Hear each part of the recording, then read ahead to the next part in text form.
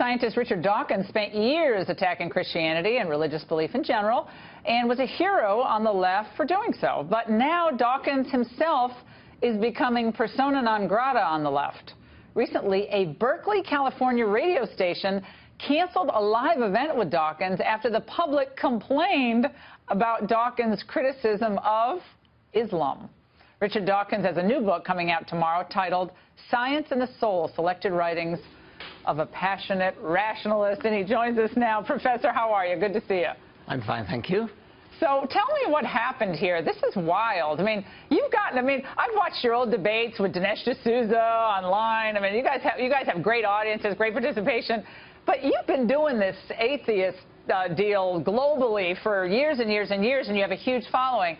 But then you come against all the tolerant ones at Berkeley. What happened?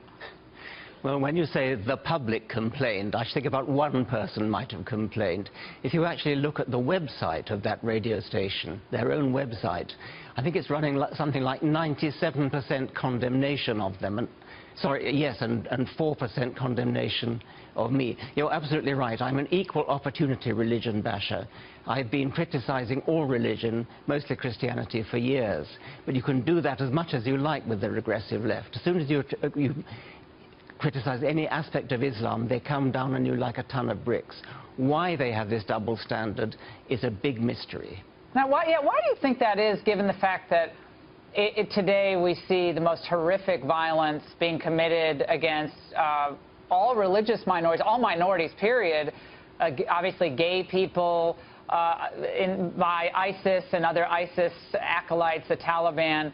I've never understood that. The wrath of the left really is much more directed toward Christian conservatives, I guess. They think they're the bigger threats than people who are actually cutting people's heads off. That was a head-turner, to keep in this metaphor. I don't know why this is. I mean, I don't think it's that they're frightened of getting their heads off if they let me on. I think more probably they mistakenly think that Islam is a race, and therefore they think that anybody who criticizes Islam must in some sense be racist. I mean, it's bizarre, but I believe that must be at least a sort of subconscious motive. Now, what does that mean about all your readers, though? Most of them come from the left. I mean, if they actually, if so many of these people think Islam is a race, I mean, that's a lowbrow beyond lowbrow, isn't it? I regard myself as on the left, and I think it's an extremely unpleasant new phenomenon. It's now called the regressive left. It's only a minority of the left, but it's a very unpleasant and very unfortunate one. What do you think about just free speech in general today? College campuses expanding the conversation. We saw what happened even at Middlebury College in Vermont, not far from where I went to school. Berkeley, obviously, with the riots. There seems to be very little place for real exchange, robust exchange of ideas. I mean, that's what college is supposed to be about, isn't it? Like exchanging ideas. And a university is the place where exchange of ideas should take place, free speech should take place. It's tragic, especially that Berkeley, of all places, the home of the free speech movement in 1963, should now be suppressing free speech in this way. Richard, do you get upset when people say, "I'll pray for you"? Does that bug you?